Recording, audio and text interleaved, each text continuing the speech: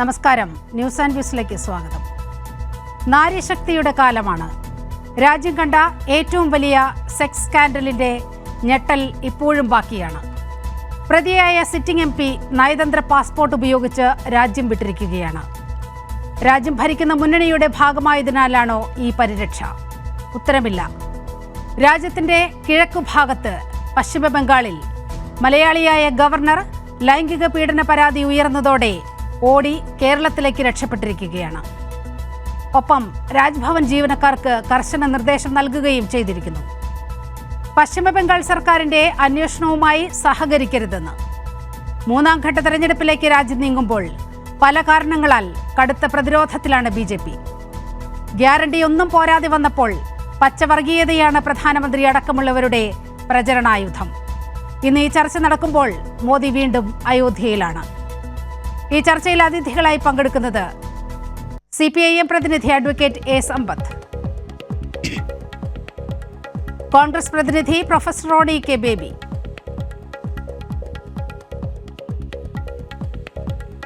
BJP സഹയാത്രികൻ ബിജു നായർ, മുതിർന്ന മാധ്യമപ്രവർത്തകൻ M. ജയചന്ദ്രൻ. ആദ്യം ശ്രീ ബിജു നായരിലേക്കാണ്. BJP സഹയാത്രികനാണ്. ശ്രീ ബിജു നായർ, കഴിഞ്ഞ കുറച്ച് ദിവസങ്ങളായി രാജ്യം വലിയ തോതിൽ ചർച്ച ചെയ്യുകയാണ് ഈ പ്രജ്വൽ രേവണ്ണയുടെ ഈ വലിയ സെക്സ് സ്കാൻഡലിനെ കുറിച്ച്. രാജ്യം കണ്ട ഏറ്റവും വലിയ സെക്സ് സ്കാൻഡൽ എന്ന് ഒരുപക്ഷെ ഇതിനെ വിശേഷിപ്പിക്കാനാകുന്ന വിധത്തിൽ 1976 മാസ് റേപ്പ് വീഡിയോകൾ പെൻഡ്രൈവുകളിൽ കർണാടകയിൽ എമ്പാടും പടർന്നു നടക്കുകയാണ്. അത് ഈ തെരഞ്ഞെടുപ്പിൻ്റെ അവിടുത്തെ രണ്ടാം ഘട്ടത്തിലേക്ക് കടക്കുമ്പോൾ, കർണാടകയിൽ രണ്ടാം ഘട്ടമാണല്ലോ, രണ്ടാം ഘട്ട തെരഞ്ഞെടുപ്പിലേക്ക് കടക്കുമ്പോൾ ഏറ്റവും വലിയ പ്രചരണായുധമായി മാറുകയാണ്. എവിടെയാണ് പ്രജ്വൽ രേവണ്ണ ഇപ്പോൾ?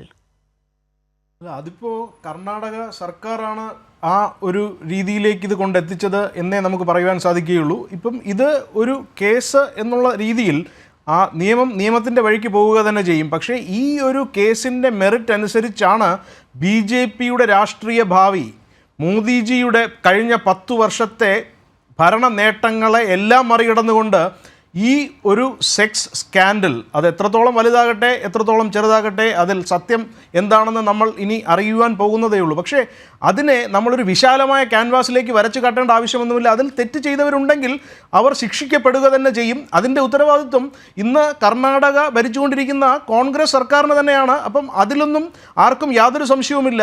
ഒരു BJP സഹയാത്രികൻ എന്നുള്ള നിലയിൽ ഈ ഒരു കേസിൽ ആരെയും ന്യായീകരിക്കേണ്ട യാതൊരു ആവശ്യവും ഞാൻ കാണുന്നില്ല. അപ്പോൾ അതുകൊണ്ട് തന്നെ എനിക്ക് പറയുവാനുള്ളത്, ഈ ഒരു കേസിന് നമ്മുടെ തിരഞ്ഞെടുപ്പ് നടന്നുകൊണ്ടിരിക്കുന്ന ലോക്സഭാ തിരഞ്ഞെടുപ്പിൽ യാതൊരു ചലനവും സൃഷ്ടിക്കുവാൻ സാധിക്കുകയില്ല. ഈ ഒരു ചർച്ച നമ്മൾ പറയുന്നത് നാരീശക്തി എന്നാണ്. നാരീശക്തിയെക്കുറിച്ച് നമ്മൾ സംസാരിക്കുമ്പോൾ നമ്മൾ പറയേണ്ടത് സ്ത്രീ സംവരണ ബില്ല് കൊണ്ടുവന്നത് പാസ്സാക്കിയെടുത്ത സർക്കാരിനെ കുറിച്ചാണ്.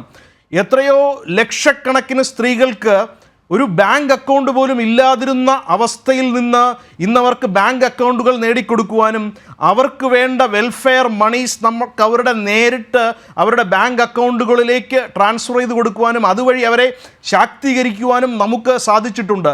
ഇനി ഉജ്ജ്വല ഗ്യാസ് കണക്ഷൻസിൻ്റെ കാര്യത്തിലായാലും അതുപോലെയുള്ള എല്ലാ മേഖലയിലും നമ്മൾ സ്ത്രീകൾക്ക് ഒരു പ്രാതിനിധ്യം വളരെ വ്യക്തമായി തന്നെ ഉറപ്പാക്കിക്കൊണ്ടാണ് നമ്മുടെ ആ ഒരു ഭരണം മുന്നോട്ട് പോയിട്ടുള്ളത്. അപ്പോൾ അതുകൊണ്ട് തന്നെ നാരീശക്തി എന്നുള്ള നമ്മൾ ഉയർത്തിക്കാട്ടിയ ആ ഒരു മുദ്രാവാക്യത്തെ ചെറുതാക്കി ഈ ഒരു തൊഴുത്തിൽ കൊണ്ട് കെട്ടാം എന്നുള്ള ആ ഒരു വ്യാമോഹം ഞാൻ തുടക്കത്തിൽ തന്നെ തള്ളിക്കളയുകയാണ്. ഒരു കാര്യം ചോദിച്ചു കൊള്ളട്ടെ. ഈ ദേവരാജ് ഗൗഡ എന്ന് പറയുന്ന BJPയുടെ നേതാവിനാണല്ലോ ഈ 3000-ഓളം വരുന്ന മാസ് റേപ്പിൻ്റെ ദൃശ്യങ്ങളടങ്ങുന്ന പെൻഡ്രൈവ് ഈ പ്രജ്വൽ രേവണ്ണയുടെ ഡ്രൈവർ കാർത്തിക ഏൽപ്പിക്കുന്നത്. ഈ ദേവരാജ് ഗൗഡയുടേതായി ചില വാക്കുകൾ കഴിഞ്ഞ ദിവസങ്ങളിൽ പുറത്തു വരികയുണ്ടായി. BJP നേതൃത്വത്തിന്, പ്രത്യേകിച്ച് പ്രധാനമന്ത്രി നരേന്ദ്രമോദിക്കും ആഭ്യന്തരമന്ത്രി അമിത്ഷായ്ക്കും അടക്കം ഈ പെൻഡ്രൈവുകൾ കൈമാറുന്ന സ്ഥിതി, അതുപോലെ ഇത് സംബന്ധിച്ച് പരാതി നൽകുന്ന സ്ഥിതി എല്ലാം ഉണ്ടായി എന്നാണ് ദേവരാജ് ഗൗഡ പറയുന്നത്. അതായത് ഇത് മാസങ്ങൾക്ക് മുമ്പേ നടന്ന ഒരു സംഭവമാണ്. മാസങ്ങൾക്ക് മുമ്പേ BJP നേതൃത്വത്തിനടക്കം JDS-ഉമായി ഏതെങ്കിലും വിധത്തിലുള്ള ഈ മുന്നണി ബന്ധത്തെക്കുറിച്ചൊക്കെ ആലോചിക്കുന്ന ഒരു സമയം, ആ സമയത്തൊക്കെ തന്നെയാണ് ഇതുമായി ബന്ധപ്പെട്ട് BJP നേതൃത്വത്തിൻ്റെ മുമ്പിൽ ഇക്കാര്യങ്ങൾ എത്തുന്നത്. എന്നിട്ടും ഇത് മറച്ചു വെച്ചുകൊണ്ടാണ് ഹാസനിലെ ഈ പ്രജ്വൽ രേവണ്ണയുടെ തെരഞ്ഞെടുപ്പ് പ്രചാരണത്തിനായി പ്രധാനമന്ത്രി നരേന്ദ്രമോദി എത്തുന്നത് എന്നതാണ് അങ്ങേയറ്റം ഗുരുതരമായൊരു വിഷയം. തൻ്റെ ഒപ്പം നിൽക്കുന്ന ഈ പ്രജ്വൽ രേവണ്ണ 400-ലധികം സ്ത്രീകളെ ബലാത്സംഗം ചെയ്തതാണ്, പീഡിപ്പിച്ചതാണ്. 3000-ഓളം ഇത്തരത്തിൽ നഗ്ന വീഡിയോകൾ പകർത്തി പെൺകുട്ടികളെ, സ്ത്രീകളെ, പ്രായഭേദമന്യേ സ്ത്രീകളെ ബ്ലാക്ക്മെയിൽ ചെയ്തവനാണ്. ഈ പീഡിപ്പിക്കപ്പെട്ടവരിൽ പലരും ചില വനിതാ നേതാക്കൾ BJP-യുടേതായി ഉണ്ട് എന്നുള്ള വിവരങ്ങളടക്കം പുറത്തു വരികയാണ്. എങ്ങനെയാണ് രാജ്യത്തിൻ്റെ പ്രധാനമന്ത്രിക്ക് നാരി ശക്തിയെക്കുറിച്ച് ഘോരഘോരം പ്രസംഗിക്കുന്ന നരേന്ദ്രമോദി പ്രധാനമന്ത്രിക്ക് ഇങ്ങനെയൊരു സ്ത്രീ ലംബടന് വേണ്ടി വോട്ട് ചോദിക്കാൻ തോന്നുന്നത്? അതെ, അപ്പോൾ ഇതാണ് ഈ ഒരു സംഭവങ്ങളെല്ലാം മോദിജിക്കും അമിത്ഷാജിക്കുമെല്ലാം അറിയാമായിരുന്നു. എന്നിട്ടും അവർ ഇത് കാര്യമാക്കിയില്ല. ഇദ്ദേഹത്തിന് പരോക്ഷമായും പ്രത്യക്ഷമായും സപ്പോർട്ട് നൽകി, അദ്ദേഹത്തെ ഒരു MP ആക്കി മാറ്റുവാൻ വേണ്ടി പ്രയത്നിച്ചു എന്നൊക്കെ പറയുന്നത് അത് വളരെ ഒരു ദുഷ്ടലാക്കോടുകൂടിയുള്ള ഒരു പ്രചാരണം മാത്രമായിട്ട് നമുക്ക് തള്ളിക്കളയാൻ സാധിക്കുകയുള്ളൂ. താങ്കളുടെ ഒരു കാഴ്ചപ്പാട് ഞാനതിൽ മനസ്സിലാക്കുകയാണ്. അപ്പോൾ ജനങ്ങളാണ് അതിലൊരു വിധി എഴുതേണ്ടത്. ഞാൻ ചോദിക്കട്ടെ, ഈ ഹാസനിലെ സിറ്റിംഗ് MP-യെ കുറിച്ച് ഇത്തരത്തിലൊരു പരാതി BJP-യുടെ ദേശീയ നേതൃത്വത്തിന് കിട്ടിയിട്ടില്ല. അത്തരത്തിൽ ഇക്കാര്യം BJP-യുടെ ദേശീയ നേതൃത്വം അറിയാതെയാണോ നടന്നത് എന്നാണോ താങ്കൾ മനസ്സിലാക്കുന്നത്? അല്ല, അതിൽ ഒരു കാഴ്ചപ്പാടെന്ന് വ്യക്തമാക്കുവാൻ തക്ക ഇതിനെക്കുറിച്ചുള്ള വിവരം എനിക്ക് ഇല്ല എന്നുള്ള കാര്യമാണ് ഞാനിവിടെ എടുത്തു പറയാൻ ആഗ്രഹിക്കുന്നത്. അപ്പോൾ അതിനെക്കുറിച്ചുള്ള ഊഹാപോഹങ്ങൾ വളരെ വ്യക്തമായി തന്നെ താങ്കൾ ഇവിടെ മുന്നോട്ട് വയ്ക്കുകയാണ്. ജനങ്ങളാണ് അതിൽ വിധി എഴുതേണ്ടത്. ഞാൻ ഊഹാപോഹങ്ങളല്ല പറയുന്നത്. ദേവരാജ് ഗൗഡ എന്ന് പറയുന്ന കർണാടകയിലെ വളരെ പ്രധാനപ്പെട്ട ഒരു നേതാവിനാണ് ഇത്തരത്തിൽ പെൻഡ്രൈവ് ഈ ഡ്രൈവർ നൽകുന്നത്. ഈ ദേവരാജ് ഗൗഡയുടേതായ വാക്കുകൾ പുറത്തു വന്നിട്ടുണ്ട്. അതെ, അപ്പം അദ്ദേഹം വളരെ കൃത്യമായി പറയും, ഈ ദേവരാജ് ഗൗഡ പ്രധാനമന്ത്രിക്കും അതുപോലെ ആഭ്യന്തരമന്ത്രിക്കും കത്തയക്കുക കൂടി ചെയ്തിരിക്കുകയാണ്. അതെ, അപ്പം അതാണ് അതുകൂടി മുന്നിൽ വെച്ചിട്ട് വേണം ഈ ചർച്ച മുന്നോട്ട് പോകാൻ. പ്രധാനമന്ത്രിക്കും ആഭ്യന്തരമന്ത്രിക്കും അറിയാം ഇയാൾ സ്ത്രീ ലംബടനാണ്, ഇത്രയേറെ സ്ത്രീകളെ പീഡിപ്പിച്ച ഒരു വ്യക്തിക്ക് വേണ്ടിയാണ് ഞാൻ ഈ ഹാസൻ മണ്ഡലത്തിൽ വന്ന് വോട്ട് ചോദിക്കുന്നത് എന്ന് പ്രധാനമന്ത്രിക്കും അറിയാം. പ്രധാനമന്ത്രി പറഞ്ഞത് ഇവിടെ പ്രജ്വൽ രേവണ്ണയ്ക്ക് നിങ്ങൾ നൽകുന്ന ഓരോ വോട്ടും എനിക്കുള്ളതാണ് എന്ന് പറഞ്ഞുകൊണ്ടാണ് ആ തെരഞ്ഞെടുപ്പ് പര്യടനത്തെ പ്രധാനമന്ത്രി അഭിസംബോധന ചെയ്യുന്നത്. അപ്പോൾ കൃത്യമായി ഇയാളെ സംരക്ഷിക്കാൻ ശ്രമം നടന്നു എന്ന് തന്നെയല്ലേ അനുമാനിക്കേണ്ടത്? അപ്പോൾ ഇതാണ് ഇപ്പം ഈ താങ്കൾ ഈ പറഞ്ഞത്, ഈ ഒരു ചാനൽ കണ്ടുകൊണ്ടിരിക്കുന്ന എത്ര പേർ വിശ്വസിക്കും എന്നുള്ള ആ ഒരു ചെക്ക് ആണ് നമ്മളിവിടെ നടത്തേണ്ടത്. തെരഞ്ഞെടുപ്പ് തീർന്നു. ജർമ്മനിയിലേക്ക് പ്രജ്വൽ രേവണ്ണ ഏത് പാസ്പോർട്ട് ഉപയോഗിച്ചാണ് പോയത്? നയതന്ത്ര പാസ്പോർട്ട് ഉപയോഗിച്ചാണ് പോയതെന്ന് കേന്ദ്ര ആഭ്യന്തര മന്ത്രാലയം തന്നെ പുറത്തുവിട്ടിരിക്കുകയാണ്. ഈ നയതന്ത്ര പാസ്പോർട്ട് റദ്ദാക്കണമെന്ന് 4 ദിവസം മുൻപ് കർണാടക മുഖ്യമന്ത്രി സിദ്ധരാമയ്യ ആവശ്യമുന്നയിച്ചു. അത് നടപ്പായോ? പ്രജ്വൽ രേവണ്ണയുടെ നയതന്ത്ര പാസ്പോർട്ട് റദ്ദാക്കി 24 മണിക്കൂറിനകം രാജ്യത്തേക്ക് കൊണ്ടുവരാൻ കഴിയുന്ന സംവിധാനങ്ങൾ, നയതന്ത്ര സംവിധാനം അങ്ങേയറ്റമുള്ള ഒരു രാജ്യമല്ലേ ഇന്ത്യ? അതെ, അപ്പം താങ്കൾ വീണ്ടും അത് താങ്കളുടെ ആരോപണം ഒന്നുകൂടി ഒന്ന് മാറ്റി പിടിക്കുകയാണ്, കുറച്ചും കൂടെ സ്ട്രോങ് ആക്കുകയാണ്. താങ്കൾ പറയുന്നത് എന്താണെന്ന് വെച്ചാൽ ഈ സ്ത്രീ ലംബടനും ഇതുപോലെയുള്ള ആരോപണങ്ങൾ നേരിടുന്ന ഒരാളുമായ അദ്ദേഹത്തെ എങ്ങനെയും വിജയിപ്പിച്ചെടുത്ത് MP ആക്കുവാനായിരുന്നു ശ്രമം. അതിനുവേണ്ടി വോട്ട് ചോദിക്കുവാൻ വരെ തയ്യാറായി. എനിക്ക് തരുന്ന വോട്ടാണത് എന്ന് പേഴ്സണലായിട്ട് ചോദിച്ചു വാങ്ങിച്ചു വോട്ടുകൾ എന്നാണ് പറയുന്നത്. പക്ഷേ എന്നിട്ടും ഈ കേസ് പൊട്ടിപ്പുറപ്പെട്ടപ്പോൾ അദ്ദേഹത്തെ ജർമ്മനിയിലേക്ക് കടന്നു പോകുവാനും സഹായിച്ചു എന്നൊക്കെയാണ് ഇത് താങ്കളുടെ ആരോപണങ്ങൾ വളരെ വ്യക്തമാണ്. ഈ രാജ്യം ചിന്തിക്കുന്നത് അതന്നെയാണ് ഞാനും പറയുന്നത് അത് തന്നെയാണ്. ജനങ്ങളാണ് ഇതിൽ അന്തിമ വിധി എഴുതേണ്ടത്. ഇപ്പോ ഈ താങ്കൾ പറഞ്ഞ കാര്യങ്ങളൊന്നും ആരും മുഖവിലക്കെടുക്കുവാൻ പോകുന്നില്ല. കർണാടകയിൽ മറ്റന്നാൾ 14 മണ്ഡലങ്ങളിലേക്ക് തെരഞ്ഞെടുപ്പ് നടത്താൻ പോവുകയാണ്. ഇതൊന്നും അവിടെ ബാധിക്കില്ല എന്നാണ് BJP-യുടെ സഹയാത്രികനായ ബിജു നായർ പറഞ്ഞു വെക്കുന്നത്. താങ്കൾ ആരോപിക്കുന്നത് പോലെ BJP-ക്ക് ഇതിൽ യാതൊരു പങ്കുമില്ല എന്നുള്ളത് മനസ്സിലാക്കുവാനുള്ള ആ ഒരു ബുദ്ധി കർണാടകയിലെ ജനങ്ങൾക്കുണ്ട്, ഇന്ത്യയിലെ ജനങ്ങൾക്കുണ്ട് എന്നുള്ളതേ ഉള്ളൂ. അല്ല, അത് ഈ ഒരു കേസിന്റെ മെറിറ്റ് അനുസരിച്ചല്ല, മുന്നണി സമവാക്യത്തിനനുസരിച്ചാണല്ലോ അവിടെ കാര്യങ്ങൾ നടക്കുന്നത്. ഞാൻ അങ്ങയിലേക്ക് വരാം. പ്രൊഫസർ റോണി കെ ബേബി, ഇതിന്റെ എല്ലാ ഉത്തരവാദിത്വവും കോൺഗ്രസിന്റെ മേൽ ചാർത്തുകയാണ് ആഭ്യന്തരമന്ത്രി അടക്കമുള്ളവർ. ഇന്ന് ഈ ചർച്ചയിൽ പങ്കെടുക്കുന്ന BJPയുടെ സഹയാത്രികനും അതുതന്നെയാണ് പറയുന്നത്.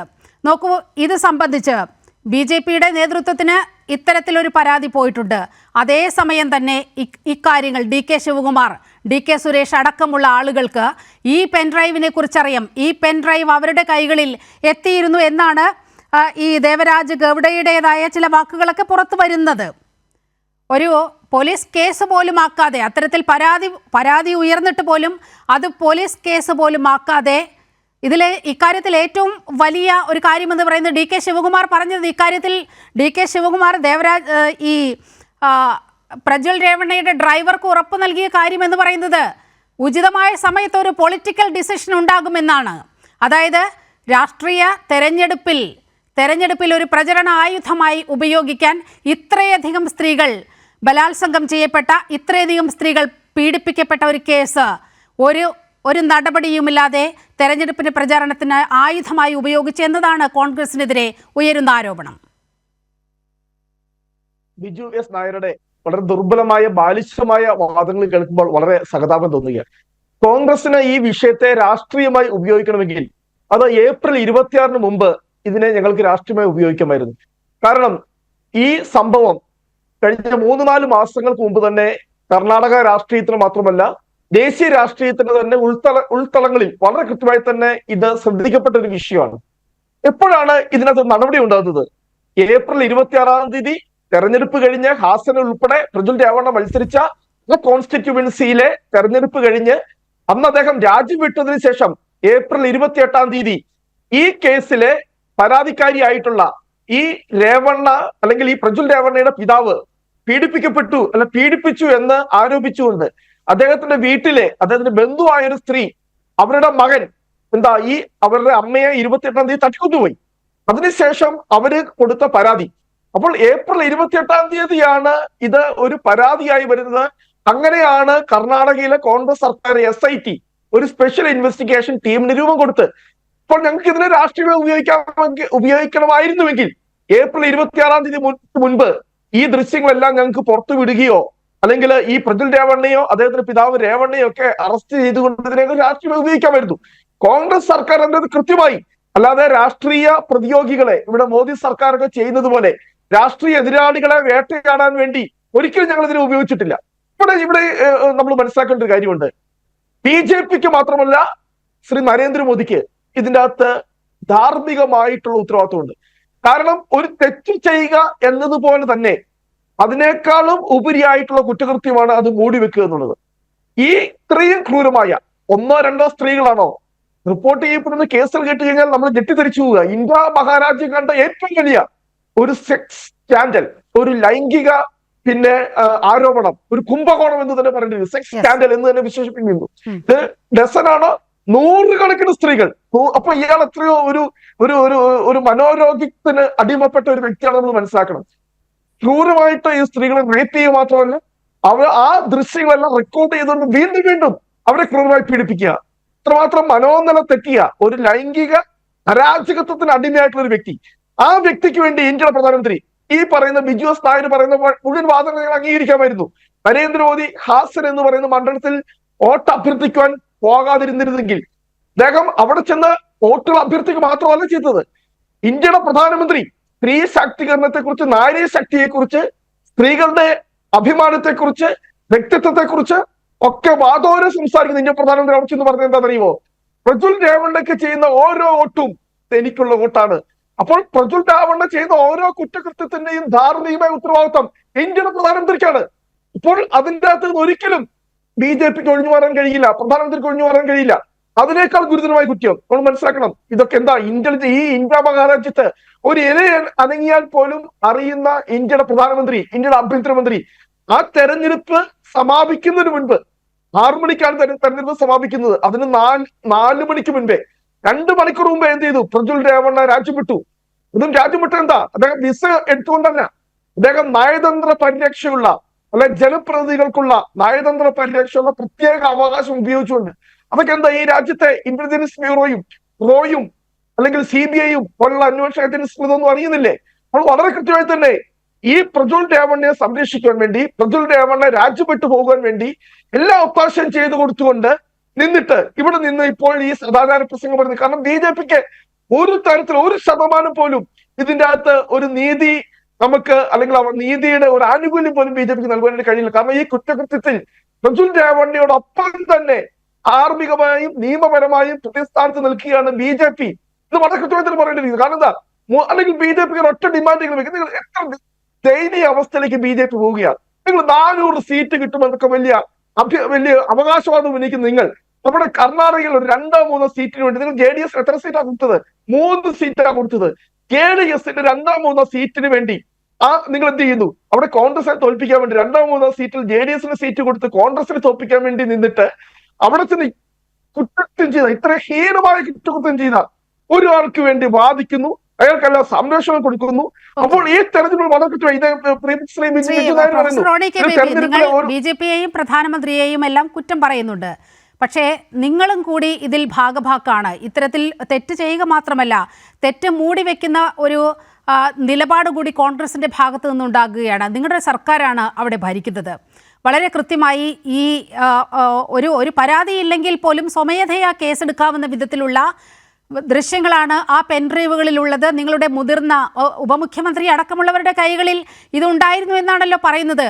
എന്തുകൊണ്ടാണ് ഈ പ്രജ്വൽ രേവണ്ണയ്ക്കെതിരെ ഒരു കേസെടുക്കാൻ നിങ്ങൾ തയ്യാറാകാതിരുന്നത്? BJPയെ കുറ്റം പറഞ്ഞതുകൊണ്ട് മാത്രമായില്ലല്ലോ, നിങ്ങൾക്കെടുക്കാവുന്ന കൃത്യമായ സ്റ്റെപ്പുകൾ ഉണ്ടായിരുന്നല്ലോ. എന്തുകൊണ്ട് എടുത്തില്ല? കാരണം കൃത്യമായി നമുക്കറിയാം, ഒരു പരാതിയില്ല. ഇവിടെ തന്നെ ഞാൻ ആദ്യം പറഞ്ഞു, ഇത് ആദ്യമേ പ്രചരിച്ചത് എന്ന് പറയുന്നത് BJP സർക്കിളിൽ നിന്ന്. കൃത്യമായി തന്നെ പറയുന്നുണ്ട്, 2023 ഡിസംബർ മാസത്തിലാണ് ദേവരാജ് ഗൌഡ ആദ്യം ഇത് ശ്രദ്ധയിൽപ്പെടുത്തുന്നത്. അവിടുത്തെ BJP സംസ്ഥാന അധ്യക്ഷന്റെ ശ്രദ്ധയിൽപ്പെടുത്തുന്നു, കേന്ദ്ര ആഭ്യന്തരമന്ത്രിയുടെ ശ്രദ്ധയിൽപ്പെടുത്തുന്നു. ആ സമയത്തൊന്നും ഇത് എന്ന് പറയുന്നത് സർക്കാരിന്റെ ശ്രദ്ധയിലേക്ക് വരുന്നില്ല. ഒരു കാര്യം മനസ്സിലാവും, 28-ാം തീയതി പരാതി കിട്ടുന്നു. അന്ന് ഇത് ഏപ്രിൽ 28-ാം തീയതി. കാരണം നമുക്കറിയാം, കാരണം 26-ാം തീയതി മുമ്പ് ഇത് കോൺഗ്രസിന്റെ ശ്രദ്ധയിൽപ്പെട്ടിരുന്നെങ്കിൽ അതിലൊരു വൈരുദ്ധ്യമുണ്ട്. പ്രൊഫസർ റോണി കെ ബേബി, താങ്കൾ ഈ ചർച്ചയിൽ പറഞ്ഞത് ഞങ്ങൾക്കിത് രാഷ്ട്രീയമായി ഉപയോഗിക്കണമായിരുന്നുവെങ്കിൽ ഏപ്രിൽ 26-ന് മുമ്പേ ഉപയോഗിക്കാമായിരുന്നു, ഞങ്ങൾക്കത് അറിയാമായിരുന്നു. അത് അണ്ടർസ്റ്റുഡ് അല്ലേ? വളരെ കൃത്യമായി ആ തെരഞ്ഞെടുപ്പ് നടക്കുന്നതിന് മുമ്പേ കോൺഗ്രസിന് ഇക്കാര്യം അറിയാമായിരുന്നു. എന്തുകൊണ്ട് ആ ഘട്ടത്തിലെങ്കിലും കോൺഗ്രസ് ഒരു നിലപാടെടുത്തില്ല, ഒരു നടപടി എടുത്തില്ല? അതാണ് ഞാൻ ചോദിക്കുന്നത്. 26-ാം തീയതി മുൻപ് ഒരു പരാതി പോലും ഇല്ലാത്ത, കാരണം നമുക്കറിയാം ഇങ്ങനെയുള്ള കേസുകളിൽ ഏറ്റവും പ്രധാനപ്പെട്ടത് കേസുകൾ എടുക്കുന്നത് പരാതിയുടെ അടിസ്ഥാനത്തിലാണോ? പരാതിയുടെ അടിസ്ഥാനത്തിൽ മാത്രമാണോ ഈ രാജ്യത്ത് കേസുകൾ എടുക്കുന്നത്? സ്വമേധയാ കേസെടുക്കാനുള്ള വകുപ്പുകൾ നിലനിൽക്കുന്നത് ഈ ഒരു പ്രത്യേക സാഹചര്യത്തിൽ കൂടിയാണ്. അല്ല, നമ്മൾ ഒരു പരാതി പോലും ഇല്ലാതെ ഏകപക്ഷീയമായി പ്രജ്വൽ രേവണ്ണയെ അറസ്റ്റ് ചെയ്യുമ്പോൾ എന്തായിരിക്കും ഇവിടെ BJPയും ജനതാദളും പ്രചരിപ്പിക്കാൻ പോകുന്നത്? അവർ പറയാൻ പോകുന്നത് കോൺഗ്രസ് രാഷ്ട്രീയ പ്രതിയോഗികളെ വേട്ടയാടുന്നു. അല്ലാതെ ഒരു തെളിവ് പോലും ഇല്ലാതെ, ഒരു പരാതി പോലും ഇല്ലാത്ത ഒരു കേസിൽ ഏകപക്ഷീയമായി പെട്ടെന്ന് കോൺഗ്രസ് പറഞ്ഞുകൊണ്ട് CPIM പ്രതിനിധി അഡ്വക്കേറ്റ് സമ്പത്തിലേക്കാണ്. സമ്പത്ത്, ഇപ്പോൾ BJPയുടെ സഹയാത്രികൻ ചില കാര്യങ്ങൾ സൂചിപ്പിച്ചു. അദ്ദേഹം അക്കാര്യത്തിൽ നിലപാട് വ്യക്തമാക്കുകയാണ്. കോൺഗ്രസ് നിലപാട് വ്യക്തമാക്കുന്നു. കോൺഗ്രസ് പൂർണ്ണമായും BJPയെ മാത്രമാണ് കുറ്റം പറയുന്നത്. പക്ഷേ അവരുടെ ഭാഗത്തു നിന്നുണ്ടായ വലിയൊരു വീഴ്ച മറച്ചു വെക്കപ്പെടുകയാണ്. ഈ കേസിൽ എന്താണ് നടക്കേണ്ടിയിരുന്നത്?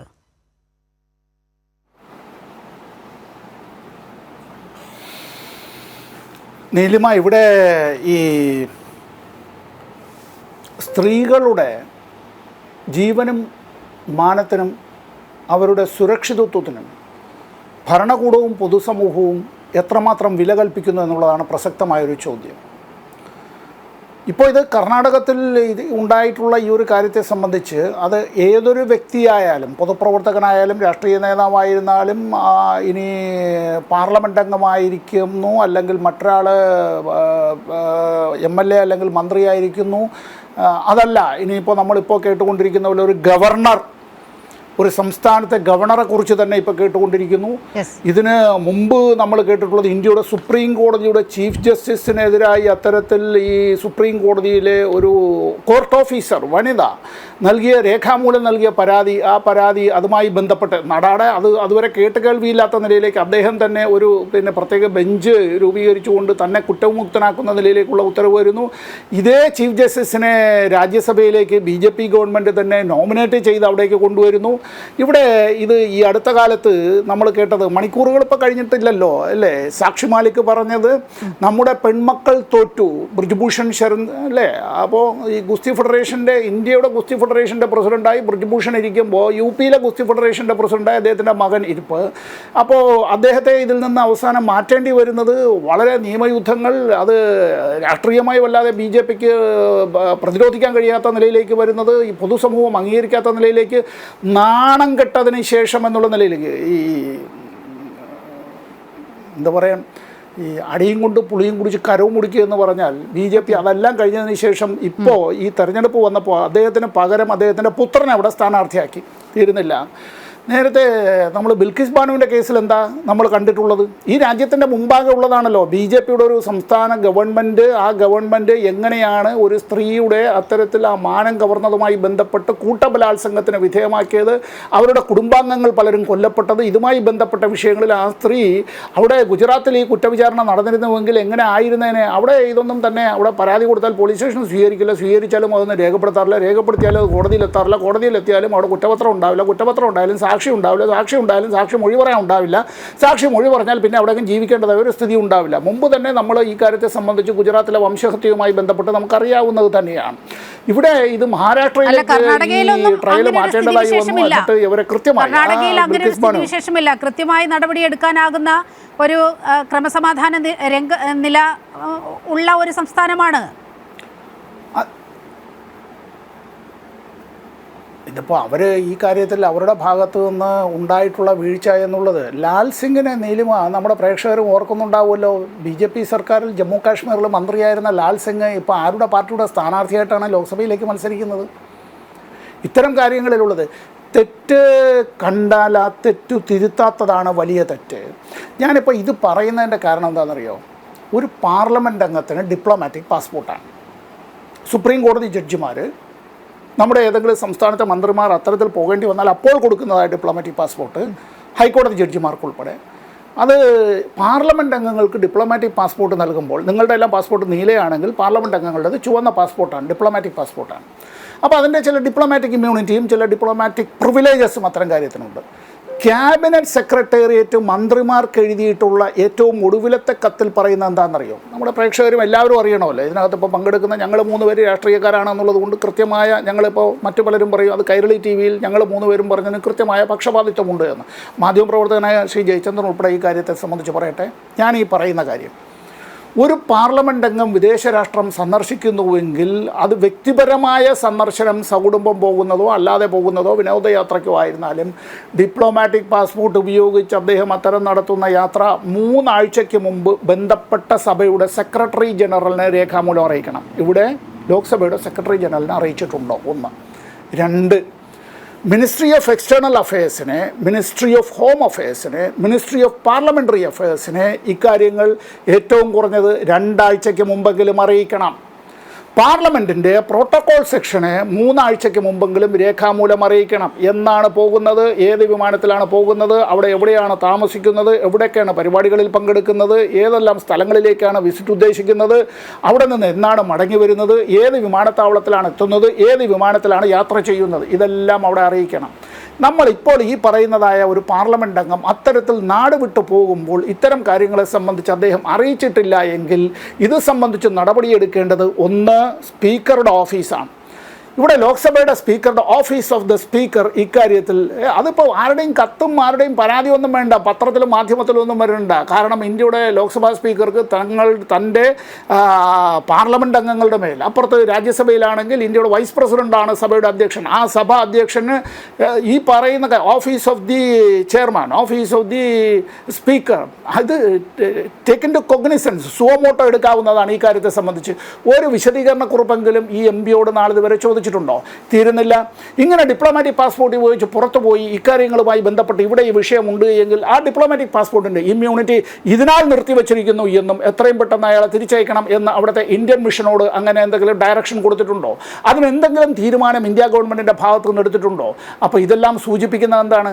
നാരീശക്തി നാരീശക്തി എന്നല്ല ഇങ്ങനെ പറയുകയും സ്ത്രീ അമ്മയാണ്, ദേവതയാണ്, ആരാധിക്കണമെന്ന് പറയുകയും നമ്മുടെ കൺമുന്നിൽ വെച്ച് ഇത്തരത്തിലുള്ള ക്രൂരമായ മാനഭംഗപ്പെടുത്തലുകളും പീഡനങ്ങളും എല്ലാം നടക്കുകയും കൂട്ടബല ബലാത്സംഗങ്ങളടക്കം നടക്കുകയും കുറ്റവാളികളെ രക്ഷപ്പെട്ടു പോവുകയും കുറ്റവാളികളെ ജയിലിൽ നിന്ന് പുറത്തിറക്കാനായി ഒരു സംസ്ഥാന ഗവൺമെൻറ് കള്ളം പറയുകയും ഒടുവിൽ 14 കൊല്ലത്തെ നിയമയുദ്ധം ആ കാര്യത്തിലെല്ലാം സുഭാഷിണി അലി അടക്കമുള്ളവർ നടത്തിയിട്ടുള്ള ഒരു ഇടപെടലുണ്ട്.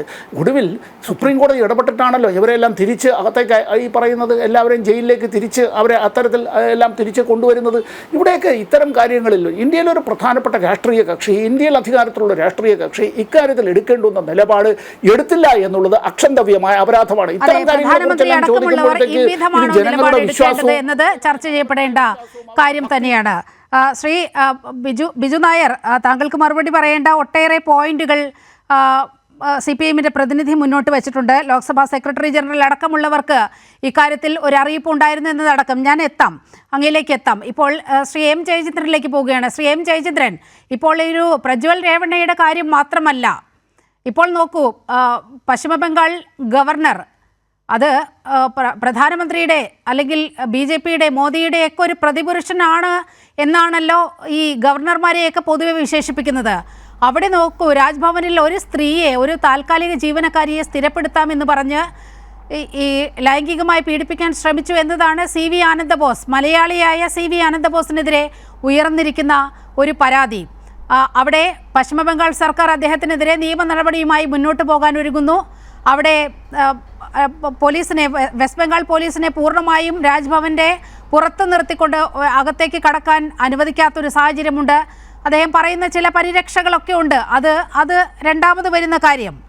മാത്രവുമല്ല, രാജ്ഭവൻ ജീവനക്കാരെ വിരട്ടുകയാണ്.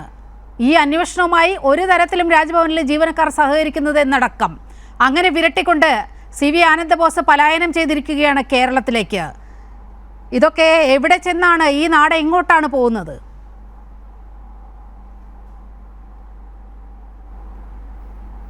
നീലിമ, ഈ സനാതനികളുടെ ഒരു പ്രമാണമുണ്ട്. എന്താണെന്നറിയാമോ? എത്ര നാര്യസ്തു പൂജ്യന്തേ രമന്തോ തത്ര ദേവതാഹ എന്ന് സംസ്കൃതത്തിലും, നാരിയെ പൂജിപ്പതങ്ങ് അങ്ങ് ദേവതാരാമം എന്ന് ONV മലയാളത്തിനെ അത് ഭാഷാന്തരം ചെയ്തിട്ടുമുണ്ട്.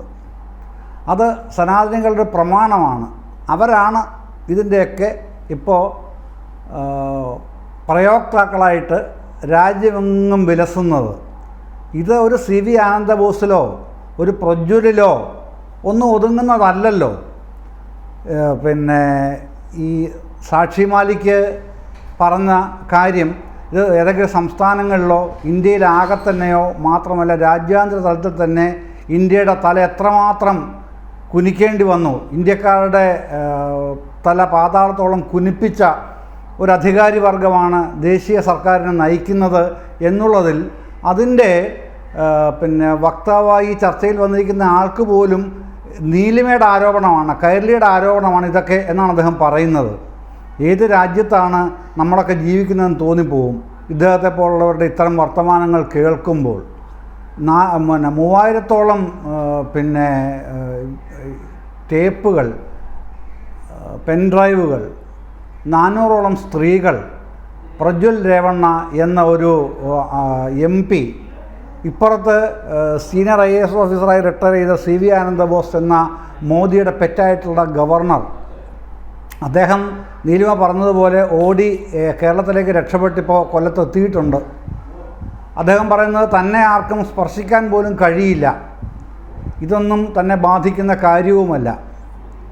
പക്ഷേ കൊൽക്കത്തയിലെ ഇംഗ്ലീഷ് പത്രങ്ങൾ നോക്കിയാൽ മതി, ഭാഷാപത്രങ്ങളിലേക്ക് പോകണ്ട. അത് കൂടുതൽ വഷളായ കാര്യങ്ങൾ അവർ പറയുന്നുണ്ട്. ഇംഗ്ലീഷ് പത്രങ്ങളിലേക്ക് നോക്കിയാൽ മതി, കൊൽക്കത്തയിൽ നിന്ന് ഇറങ്ങുന്നത്.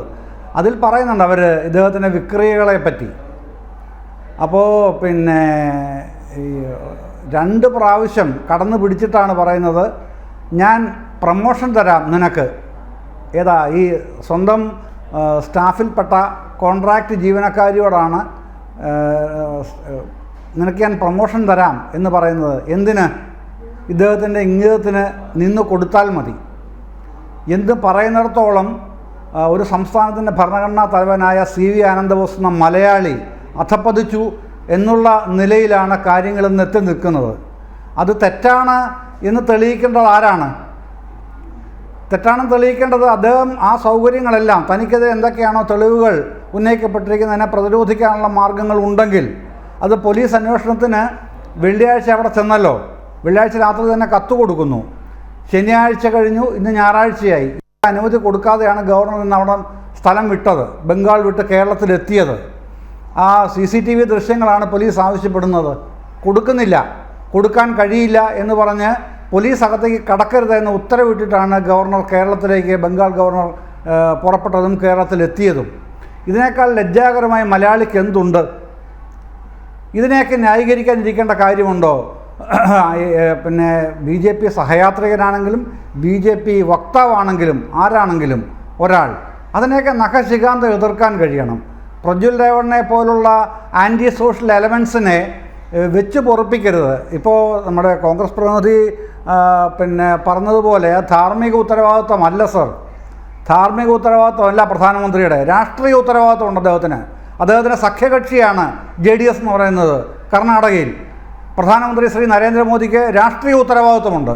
കാരണം അദ്ദേഹം രാജ്യത്തിൻ്റെ ഭരണം ഏറ്റെടുത്തിട്ടുള്ള കക്ഷിയുടെ മുന്നണിയുടെ നേതാവും പ്രധാനമന്ത്രിയുമാണ് ഇന്ത്യയുടെ.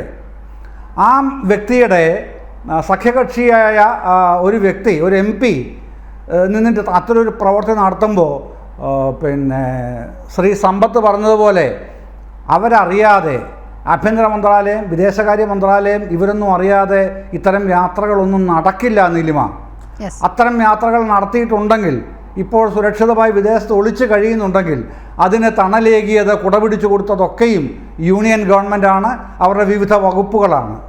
എന്നിട്ടിപ്പോൾ ഇന്ന് സിദ്ധരാമയ്യ ബ്ലൂ കോർണർ നോട്ടീസ് പുറപ്പെടുവിക്കാനായിട്ടുള്ള നിർദ്ദേശം പോലീസിന് ഇപ്പോൾ നൽകി കഴിഞ്ഞിട്ടുണ്ട്.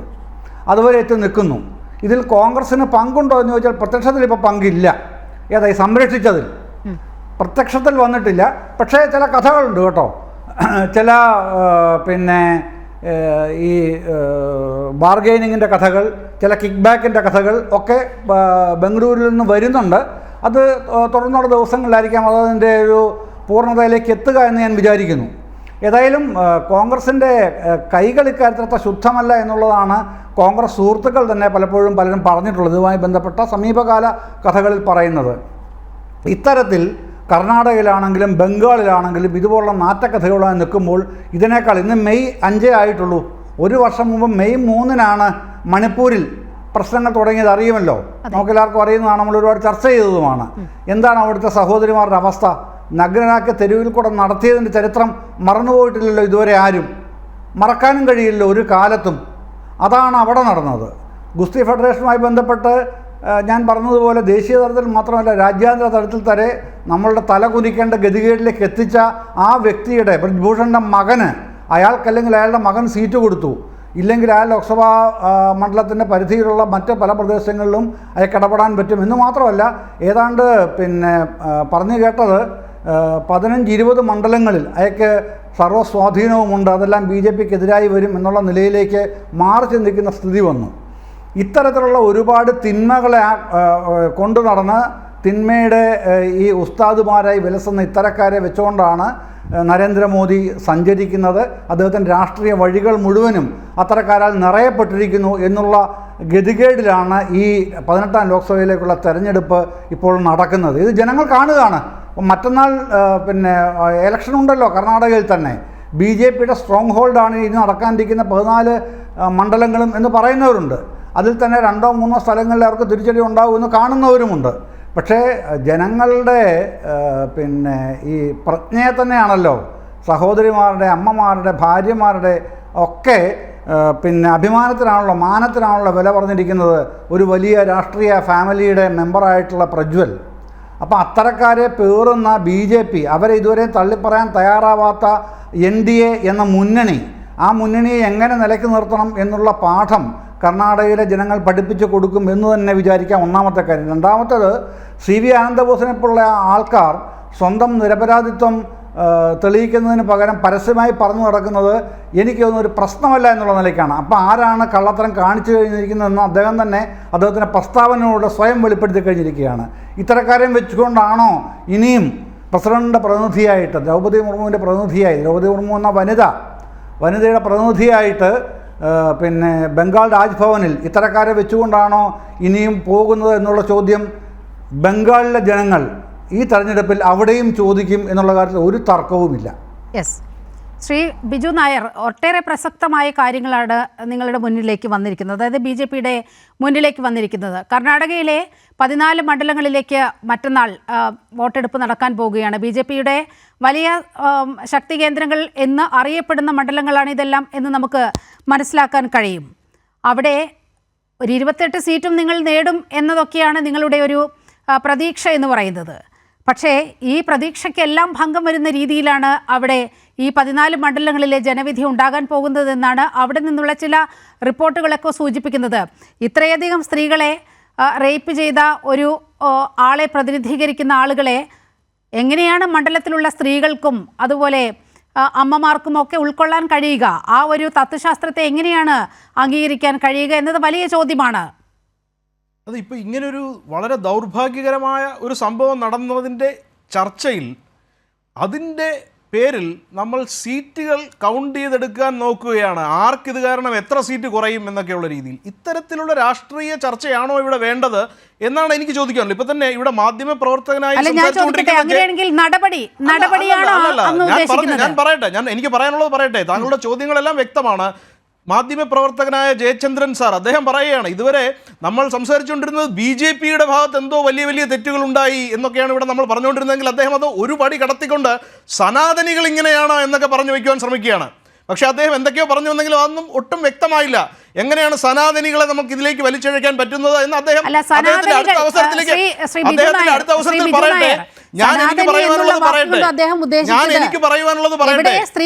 സ്ത്രീകൾ ആദരിക്കപ്പെടുന്ന അവിടെ വിളങ്ങിടുമെന്നുള്ളതാണല്ലോ സനാതനികളുടെ ആപ്തവാക്യം. അതാണ് അദ്ദേഹം സനാതന ധർമ്മവുമായി ബന്ധപ്പെടുത്തി പറഞ്ഞത്. അല്ലാതെ സനാതനികളെല്ലാം ഇങ്ങനെ വഴിപിഴച്ചവരാണെന്നൊന്നും അദ്ദേഹം പറഞ്ഞിട്ടില്ല. അദ്ദേഹത്തിന് സനാതനികളെ ഈ ഒരു ചർച്ചയിലേക്ക് വലിച്ചിഴക്കേണ്ട ആവശ്യം എന്താണെന്ന് അദ്ദേഹം തന്നെ പറയട്ടെ. അതാരും വേറെ ആരും വക്കാലത്ത് പിടിക്കേണ്ട ആവശ്യമില്ല. എനിക്ക് പറയുവാനുള്ളത് അതല്ല. ഞാനിവിടെ വളരെ വ്യക്തമായിട്ട് പറയുന്നത്, ഇപ്പം സമ്പത് ജി അദ്ദേഹം വളരെ വ്യക്തമായ ചില പോയിന്റുകളാണ് ഇവിടെ മുന്നോട്ട് വെച്ചത്. ഈ ഒരു സംഭവത്തിൽ ഇന്ന് പ്രതി നമ്മുടെ രാജ്യത്തിലില്ല. അദ്ദേഹം കടന്നു പോകുവാൻ ആരെങ്കിലും സഹായിച്ചിട്ടുണ്ടോ എന്നുള്ളത് നമുക്കിവിടെ വളരെ വ്യക്തമായി അവലോകനം ചെയ്യാവുന്ന ഒരു വിഷയമാണ്. പക്ഷേ അതല്ല നമ്മൾ ഇന്നിപ്പോൾ ഇവിടെ അവലോകനം ചെയ്തുകൊണ്ടിരിക്കുന്നത് എന്താണ്? എത്ര സീറ്റ് ആർക്ക് കുറയും എന്നുള്ളിടത്താണ്. അവിടെയാണ് മോദിജി ഇതെല്ലാം അറിഞ്ഞുകൊണ്ടാണ് ഈ പ്രതിയെ സംരക്ഷിക്കുവാൻ ശ്രമിച്ചതാണ്, ഈ പ്രതിയെ കടത്തിക്കൊണ്ടുപോയതാണ് എന്നൊക്കെ നമ്മൾ പറയുമ്പോൾ ആ സീറ്റുകളുടെ കാര്യം ആ ചർച്ച നമുക്കൊന്ന് മാറ്റിവെക്കാം. അത് നടന്നതാണ്. 26-നാണല്ലോ പ്രജ്വൽ രേവണ്ണ ഈ രാജ്യം വിടുന്നത്. നേരത്തെ ഡോക്ടർ സമ്പത്ത് ഇക്കാര്യത്തിൽ വളരെ കൃത്യമായി ചോദിച്ചില്ലേ, ഒരു നയതന്ത്ര പാസ്പോർട്ടുമായി ഒരാൾ രാജ്യത്തിന് പുറത്തേക്ക് പോകണമെങ്കിൽ ഈ രാജ്യത്ത് നിയതമായ ചില ചട്ടങ്ങളുണ്ട്, നിയമങ്ങളുണ്ട്. ഈ നിയമത്തിൽ ഏതെങ്കിലും ഒന്ന് അവിടെ പാലിക്കപ്പെട്ടിട്ടുണ്ടോ? 2 ആഴ്ച മുമ്പ് പ്രജ്വൽ രേവണ്ണ ഇത്തരത്തിൽ ഞാൻ ജർമ്മനിയിലേക്ക് പോകുന്നു എന്ന് പറഞ്ഞ് ആഭ്യന്തര മന്ത്രാലയത്തെയോ വിദേശകാര്യ മന്ത്രാലയത്തെയോ ലോക്സഭാ സെക്രട്ടറി ജനറലിനെയോ അറിയിക്കുന്ന ഒരു സാഹചര്യം ഉണ്ടായോ? ഇവിടെ നിയമം അയാൾക്ക് വേണ്ടി വഴിപ്പെട്ടു എന്നാണ് പറഞ്ഞു വരുന്നത്. ഇവിടെ ഇപ്പോൾ പ്രജ്വൽ രേവണ്ണയെ കുറിച്ച് ഒരുപാട് നമ്മൾ പറഞ്ഞ് ഫലിപ്പിക്കുവാൻ ശ്രമിക്കുകയാണ്. പക്ഷേ ഒരു ഗോളില്ലാത്ത ഗോൾ പോസ്റ്റിലാണ് ആ ഗോളുകളെല്ലാം സ്കോർ ചെയ്യപ്പെടുന്നത്. കാരണം ഇവിടെ 4 പേർ ചർച്ചയ്ക്കിരിക്കുന്നു, ഒരു ചർച്ച നയിക്കുവാൻ ഒരാളുണ്ട്. ഇവിടെ ആരും പ്രജ്വൽ രേവണ്ണയുടെ വക്കാലത്തെടുത്ത് സംസാരിക്കുന്നതായിട്ട് എനിക്ക് തോന്നിയിട്ടില്ല. അതുകൊണ്ട് തന്നെ അത്തരത്തിൽ അദ്ദേഹം എന്തൊക്കെയോ വലിയ തെറ്റുകൾ ചെയ്ത ആൾ ഇനി പാസ്പോർട്ടിൻ്റെ കാര്യത്തിലും തെറ്റുകൾ ചെയ്തു. അദ്ദേഹം അവിടെയുള്ള റൂൾസ് ആൻഡ് റെഗുലേഷൻസ് പാലിച്ചില്ല എന്നൊക്കെ പറയുന്നത് എത്രത്തോളം ബാലിശമാണ് എന്നാണ് എനിക്ക് പറയുവാനുള്ളത്. ഈ ആരോപണങ്ങൾ നേരിടുന്ന പ്രജ്വൽ രേവണ്ണ അദ്ദേഹം വളരെ ഒരു മനുഷ്യാധമൻ എന്ന് തന്നെ പറയേണ്ട രീതിയിലുള്ള തെറ്റുകളാണ് അദ്ദേഹത്തിൻ്റെ പേരിൽ ഇന്ന് ഉള്ളത്. അപ്പം അദ്ദേഹം ഇന്ന് കടന്നു പോയിട്ടുണ്ടെങ്കിൽ ബിജു നായർ, ഏപ്രിൽ 26-നാണല്ലോ ഇത്തരത്തിൽ അവിടെ ഹാസനിൽ തെരഞ്ഞെടുപ്പ് നടക്കുന്നത്.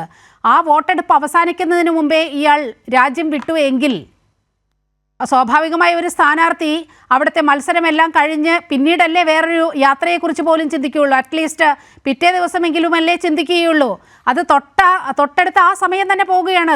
വോട്ടെടുപ്പൊക്കെ കഴിയുന്നതിന് മുൻപേ തന്നെ രാജ്യം വിടുകയാണ്. അപ്പോൾ ഈ 2 ആഴ്ച മുമ്പ് അനുമതി ഇവിടെ വിദേശകാര്യ മന്ത്രാലയവും ബന്ധപ്പെട്ട വകുപ്പുകളും നൽകിയിട്ടുണ്ട് എന്ന് പറയാൻ കഴിയുമോ? അങ്ങനെ ഒരു അനുമതി ഇല്ലാതെയാണ് പോയത് എന്ന് തന്നെയല്ലേ ഇപ്പോൾ വ്യക്തമാകുന്നത്. ഇവിടെ വളരെ വ്യക്തമായി രാഷ്ട്രീയത്തിൽ അതിൻ്റെ അത്യുന്നതങ്ങളിൽ തന്നെ വളരെ പിടിപാടുള്ള ഒരു കുടുംബം. ഇപ്പം തന്നെ HD ദേവഗൗഡ എന്ന് പറയുന്ന നമ്മുടെ പഴയ പ്രധാനമന്ത്രിയെ, അദ്ദേഹത്തെ പ്രധാനമന്ത്രിയാക്കിയത് BJP ഒന്നുമല്ല. അങ്ങനെ വളരെ വ്യക്തമായ ഒരു രാഷ്ട്രീയ പിടിപാടുള്ള ഒരു കുടുംബത്തിലുള്ള ഒരാൾ, അദ്ദേഹം ഇന്ന് നമ്മുടെ മുമ്പിൽ കുറ്റക്കാരനായി ആരോപിക്കപ്പെട്ടിരിക്കുകയാണ്. അദ്ദേഹം ഒരുപാട് തെറ്റുകൾ ചെയ്തു വെച്ചിട്ട് കടന്നു കളഞ്ഞിരിക്കുകയാണ്. അദ്ദേഹത്തെ അങ്ങനെ കടന്നു കളയുവാൻ സഹായിച്ചവർ ആരെങ്കിലും ഉണ്ടെങ്കിൽ അതിനെക്കുറിച്ച് നമുക്ക് തീർച്ചയായും അവലോകനം ചെയ്യാവുന്നതാണ്. അവിടെ കോൺഗ്രസിൻ്റെ ഭാഗത്ത് തീർച്ചയായും തെറ്റുണ്ട്. ബിക്കോസ് അവിടെ സർക്കാർ കോൺഗ്രസിൻ്റേതാണ്. ഇനി BJPയുടെ കാര്യത്തിൽ ഇപ്പോൾ ഡിപ്ലോമാറ്റിക് പാസ്പോർട്ട് സംബന്ധമായ പ്രശ്നങ്ങൾ ഉണ്ടായിട്ടുണ്ടോ? അതിൽ നമുക്ക് ആ ഒരു യഥാസമയം നടപടി എടുക്കുകയും ഇദ്ദേഹത്തെ രാജ്യത്തിൽ നിന്ന് പുറത്തു പോകുന്നത് തടയുവാൻ നമുക്ക് സാധിക്കുമായിരുന്നോ എന്നൊക്കെയുള്ള ചോദ്യങ്ങൾക്ക് വ്യക്തമായ തെളിവുകളുടെ അടിസ്ഥാനത്തിൽ നമുക്കിന്ന് സംസാരിക്കുവാൻ പറ്റുമോ എന്ന് ചോദിച്ചാൽ അത്തരത്തിലുള്ള വിവരങ്ങൾ ഇന്ന് നമ്മുടെ കയ്യിലില്ല. നമ്മൾ ഇന്ന് ചെയ്തുകൊണ്ടിരിക്കുന്നത് എന്താണ്? ഇതെല്ലാം മോദിജിയും അമിത്ഷാജിയും അറിഞ്ഞുകൊണ്ട് ചെയ്ത കാര്യങ്ങളാണ് എന്ന് പറഞ്ഞ് പിന്നെ നമ്മളത് മണിപ്പൂരിൽ കൊണ്ട് കൂട്ടിക്കെട്ടുവാൻ ശ്രമിക്കുന്നു. പിന്നെ നമ്മൾ ഗുജറാത്തിനെ കുറിച്ച് ഒരുപാട് സംസാരിച്ചു കഴിഞ്ഞു. അങ്ങനെ ഒരുപാട് കാര്യങ്ങൾ വളരെ ബ്രോഡായിട്ടുള്ള ഒരു ബ്രഷ് എടുത്ത് നമ്മളിവിടെ പെയിന്റ് ചെയ്തുകൊണ്ടിരിക്കുകയാണ്. എന്താണ് പെയിന്റ് ചെയ്തുകൊണ്ടിരിക്കുന്നത്? ഈ വരുന്ന ലോക്സഭാ തെരഞ്ഞെടുപ്പിൽ ഈ ഒരു പ്രശ്നം കാരണം BJPക്ക് വിചാരിക്കുന്ന പോലെ നല്ലൊരു പ്രകടനം കാഴ്ചവെക്കാൻ സാധിക്കുകയില്ല എന്നുള്ളത്. ശ്രീ ബിജു നായർ, ഞാൻ താങ്കളുടെ അവസ്ഥ മനസ്സിലാക്കുന്നു. ഈ രാജ്യത്തിന്റെ പ്രധാനമന്ത്രിക്കോ ഈവൻ ആഭ്യന്തരമന്ത്രിക്കോ പോലും ഇക്കാര്യത്തിൽ ഒരു നിലപാട് വ്യക്തമാക്കാൻ കഴിയുന്നില്ല. ആഭ്യന്തരമന്ത്രി പറയുന്നത് അത് കോൺഗ്രസ് സർക്കാരാണ്, അവരെടുക്കുന്ന എന്ത് തീരുമാനവും ഞങ്ങൾ അത് സ്വാഗതം ചെയ്യുമെന്നാണ്. ശ്രീ റോണി കെ ബേബി, വളരെ ചുരുക്കി, ഇപ്പോൾ HD രേവണ്ണയെ അറസ്റ്റ് ചെയ്യുന്ന സാഹചര്യമുണ്ടായി. ഇപ്പോൾ ഏറ്റവും ഒടുവിൽ പുറത്തു വരുന്ന വിവരമനുസരിച്ച് 3 ദിവസത്തെ സ്പെഷ്യൽ ഇൻവെസ്റ്റിഗേഷൻ ടീമിൻ്റെ കസ്റ്റഡിയിലേക്ക് രേവണ്ണയെ വിട്ടിരിക്കുന്നു എന്നാണ്. മകൻ പോയി അച്ഛനെയെങ്കിലും പിടിക്കാം, അച്ഛനെയെങ്കിലും പിടിച്ചില്ലെങ്കിൽ മറ്റന്നാൾ പോളിംഗ് ബൂത്തിലേക്ക് ചെല്ലുമ്പോൾ നാട്ടുകാർ എന്ത് പറയും? അതിനു മുമ്പ് നിങ്ങൾ പ്രജ്വൽ രേവണ്ണയുടെ വീഡിയോ ടേപ്പുകൾ മുൻനിർത്തി ചില രാഷ്ട്രീയ നേട്ടങ്ങൾക്കായി, ചില ഒത്തുകളികൾക്കായി ഒത്തുകളി അവിടെ നടക്കാനൊക്കെ ഈ ടേപ്പ് ഉപയോഗിക്കുന്ന ഒരു സാഹചര്യമുണ്ടായി. യഥാർത്ഥ പ്രശ്നത്തെ നിങ്ങൾ അഭിസംബോധന ചെയ്തില്ല എന്നതല്ലേ ഇപ്പോഴത്തെ സാഹചര്യം? ഇവിടെ ബിജു നായർ പറഞ്ഞൊരു കാര്യത്തിന് മറുപടി പറഞ്ഞിട്ട് ഞാൻ ചോദ്യത്തിലേക്ക് വന്നോളൂ. ഇവിടെ ബിജു നായർ പറയുന്നു, എന്തിന് ഇവിടെ ഗുജറാത്ത് ചർച്ച ചെയ്യുന്നു, എന്തിന് ഇവിടെ ഈ പറയുന്ന ബ്രിജ്ഭൂഷൺ സിംഗ് യാദവിന്റെ കാര്യം ചർച്ച ചെയ്യുന്നു, എന്തിന് ഇവിടെ മണിപ്പൂർ ചർച്ച ചെയ്യുന്നു? സ്വാഭാവികമായിട്ടും പ്രജ്വൽ രേവണ്ണയുമായി ബന്ധപ്പെട്ട വിവാദത്തിന് ഇതെല്ലാം ചർച്ച ചെയ്യപ്പെടുന്നു. കാരണം ഇവിടെ BJPയും നരേന്ദ്രമോദിയും NDAയും ഒക്കെ ഉയർത്തിക്കൊണ്ടുവരുന്ന വലിയൊരു പരിപ്രേക്ഷ്യമുണ്ടല്ലോ. സ്ത്രീ ശാക്തീകരണം, നാരി ശക്തി, സ്ത്രീകളെ സംരക്ഷിക്കാൻ ഞങ്ങൾ മാത്രമേ ഉള്ളൂ. ശക്തി എന്ന വാക്ക് പോലും ഉപയോഗിച്ചപ്പോൾ അതിനെ പോലും വളച്ചൊടിച്ചുകൊണ്ട് സ്ത്രീത്വത്തെ കുറിച്ച് വലിയ അഭിമാനത്തോടെ സംസാരിച്ച ആളാണ് ഇന്ത്യയുടെ പ്രധാനമന്ത്രി. ഇപ്പോൾ സ്വാഭാവികമായിട്ടും ഇത്രയും ഗുരുതരമായ ഒരു കുറ്റകൃത്യം, ആ കുറ്റകൃത്യത്തിന് BJPയും ഇന്ത്യ ഭരിക്കുന്ന പ്രധാനമന്ത്രിയും അതിനെല്ലാം ഒത്താശനം ചെയ്തു കൊടുക്കുമ്പോൾ സ്വാഭാവികമായും BJPയുടെ രാഷ്ട്രീയം ഇവിടെ ചർച്ച ചെയ്യപ്പെടും. നിങ്ങൾ കാണിക്കുന്ന സ്ത്രീ വിരുദ്ധ നിലപാടുകൾ അല്ല, BJPയുടെ രാഷ്ട്രീയം അവിടെ നിൽക്കട്ടെ, നിങ്ങൾ അവിടെ എടുത്ത നിലപാട് കൂടി ചർച്ചയ്ക്ക് വരികയാണ് ഇപ്പോൾ. ഞാൻ ആ ചോദ്യത്തിന് മറുപടി ഞാൻ അടുത്ത ഇതിലേക്ക് വന്നുകൊള്ളാം. ഇവിടെ ഒരു തെരഞ്ഞെടുക്കപ്പെട്ട ജനാധിപത്യ ഭരണകൂടം എന്ന നിലയിൽ കർണാടകയിലെ കോൺഗ്രസ് സർക്കാരിന് ഈ വിഷയത്തിൽ എന്ത് വീഴ്ചയാണ് വന്നത് എന്ന് എനിക്ക് മനസ്സിലാകുന്നില്ല. ഈ പെൻഡ്രൈവുകൾ, ഞാൻ കൃത്യമായി തന്നെ ആ കേസിലേക്ക് പോകാം. ഈ പെൻഡ്രൈവുകൾ ആദ്യമായി ലഭിക്കുന്നത് തെരഞ്ഞെടുപ്പിന്റെ ദിവസം ഉച്ച കഴിഞ്ഞ് അവിടെ ബസ് സ്റ്റോപ്പുകളിലൊക്കെയായി ആരൊക്കെയോ ഇങ്ങനെ വലിച്ചെറിഞ്ഞ കുറെ പെൻഡ്രൈവുകൾ. ആ പെൻഡ്രൈവുകൾ അങ്ങനെ അതിലൂടെയാണ് ഈ വിവാദങ്ങളുടെ എല്ലാം തുടക്കം, അല്ലെങ്കിൽ ഇതെല്ലാം പുറത്തേക്ക് വരുന്നത്, വാർത്തകളെല്ലാം പുറത്തേക്ക് വരുന്നത്. പിന്നീട് അടുത്ത ഡെവലപ്മെന്റ് ഉണ്ടാകുന്നത് 28-ാം തീയതി ഈ കോൺഗ്രസിന് ഇക്കാര്യം വളരെ നേരത്തെ തന്നെ അറിയാമായിരുന്നു. അതായത് കാർത്തിക് എന്ന് പറയുന്ന ഈ പ്രജ്വൽ രേവണ്ണയുടെ ഡ്രൈവർ പറഞ്ഞ വിവരങ്ങളാണ് പുറത്തു വന്നിരിക്കുന്നത്. മാസങ്ങൾക്ക് മുമ്പേ ഇക്കാര്യം, ഇത്തരത്തിലൊരു ടേപ്പ് ഉണ്ട്, പെൻ ഡ്രൈവുകൾ ഉണ്ട് എന്നുള്ള കാര്യം വളരെ കൃത്യമായി DK ശിവകുമാറിനും ചില കോൺഗ്രസ് നേതാക്കൾക്കും ഒക്കെ അറിയാമായിരുന്നു. അത് പക്ഷേ DK ശിവകുമാർ ഈ കാർത്തികിനോട് പറയുന്നത്, യു ഡോണ്ട് വറി, ഇത് പൊളിറ്റിക്കലി ഒരു ഡിസിഷൻ, ഉചിതമായ സമയത്ത് ഒരു പൊളിറ്റിക്കൽ ഡിസിഷൻ ഉണ്ടാകുമെന്നാണ്. ഉചിതമായ പൊളിറ്റിക്കൽ സമയം ഏതാണ്? ശരി, ഇത് ഉചിതമായ പൊളിറ്റിക്കൽ സമയം. ഞാനൊരു കാര്യം പറയാം. 12 സീറ്റുകളിലേക്കാണ് ഈ 16-ാം തീയതി തെരഞ്ഞെടുപ്പ് നടന്നത്. ആ 12 സീറ്റുകൾ എന്ന് പറയുന്നത് 3 ഉൾപ്പെടെ BJPക്കും JDSനും സ്വാധീനമുള്ള മൈസൂർ ബെൽറ്റിൽ ഉൾപ്പെടെയുള്ള സീറ്റുകളാണ്. ഞങ്ങൾക്ക് അതിനെ പൊളിറ്റിക്കലായിട്ട് ഉപയോഗിക്കണമായിരുന്നെങ്കിൽ ഞാൻ കൃത്യമായി പറയാം. ഞങ്ങൾക്ക് 26-ാം തീയതിക്ക് മുൻപേ ഈ സംഭവവുമായി ബന്ധപ്പെട്ട് ഈ രേവണ്ണയും പൃഥ്വി രേവണ്ണയും എല്ലാം അറസ്റ്റ് ചെയ്യുമായിരുന്നു. അവരുടെ തട്ടകത്തിലാണ് ഈ 1ാം വട്ട കർണാടകയിൽ തെരഞ്ഞെടുപ്പ് മൈസൂർ ബെൽറ്റ്. ഇനിയും നടക്കാൻ പോകുന്ന സീറ്റുകൾ എന്ന് പറയുന്നത് കോസ്റ്റൽ കർണാടക ഉൾപ്പെടെയുള്ള നമ്മുടെ മംഗളാപുരം ഉൾപ്പെടെയുള്ള മേഖലകളിലാണ് ഇനി 2ാമത്തെ തെരഞ്ഞെടുപ്പ് നടക്കാൻ പോകുന്നത്. അപ്പോൾ അവരെ ദുർബലപ്പെടുത്തണമെങ്കിൽ BJPയെയും JDSനെയും രാഷ്ട്രീയമായി ദുർബലപ്പെടുത്തണമെങ്കിൽ കോൺഗ്രസിന് ഇത് ഉപയോഗിക്കാമായിരുന്ന കാർഡ് എന്ന് പറയുന്നത് 26-ാം തീയതിക്ക് മുൻപായിരുന്നു. ഇത് കൃത്യമായി നിയമത്തിന്റെ വഴിയാണ് ഞങ്ങൾ പോയത്. ഈ കേസ് ഉപയോഗിക്കുന്നതിനെ കുറിച്ചല്ല ഞാൻ ചോദിക്കുന്നത് പ്രൊഫസർ റോണി കെ ബേബി. നിങ്ങൾക്ക് ഈ വിഷയം കർണാടകയുടെ ഉപമുഖ്യമന്ത്രിയാണ് DK ശിവകുമാർ. ഈ DK ശിവകുമാറിനെ കുറിച്ചാണ് കാർത്തിക് പറയുന്നത്. വളരെ കൃത്യമായ ഒരു ഉപമുഖ്യമന്ത്രിയുടെ മുന്നിൽ വന്ന ഒരു വിഷയം സ്വമേധയാ ആ വിഷയം ഒന്ന് അന്വേഷിക്കുന്നതിന് എന്താണ് കുഴപ്പം?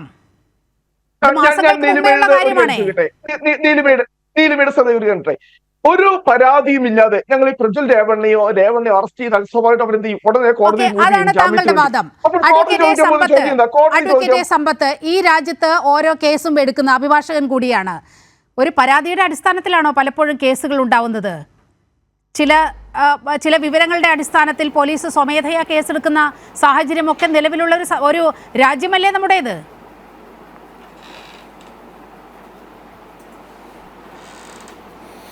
നീലിമ, ഇപ്പോൾ ഈ പറഞ്ഞ വിഷയങ്ങളിൽ ഇത് ഈ BJPയും കോൺഗ്രസും തമ്മിൽ ഇത്തരത്തിൽ ഈ ചെളിവാരി എറിഞ്ഞതുകൊണ്ട് ഈ വിഷയത്തിനെ ലഘൂകരിക്കാനായി കഴിയില്ല. വാസ്തവത്തിൽ ഇങ്ങനെ ഇത് ഞാനിപ്പോൾ നമ്മുടെ ഈ ഇതിൽ ഇപ്പോൾ ഒത്തിരി വനിതകളായിട്ടുള്ള പ്രേക്ഷകരും നമ്മുടെ കൊച്ചുമക്കൾ പെൺകുട്ടികളും എല്ലാം ഇത് കണ്ടും കേട്ടും ഇരിക്കുന്നതാണ്.